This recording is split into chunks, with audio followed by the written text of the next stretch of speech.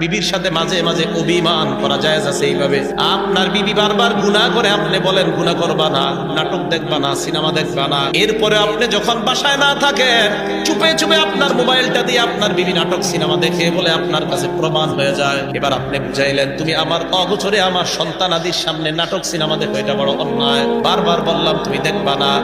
স্ত্রী আপনি বলার পরেও যদি কথা শুনতে না চায় তখন কি করবেন? এক নাম্বার ফাইজুহুন্না ওয়াজ করা। ওয়াজ করতে করতে যদি কাজ না হয়, দুই নাম্বার ওয়াহজুরুহুন্না ফিল মাদাজি'i, বিছানা আলাদা করে দেওয়া। বিছানা আলাদা করার তিন ব্যাখ্যা। এক নাম্বার, একই বিছানায় শুয়া চেহারা আরেক দিকে ফিরায় রাখা।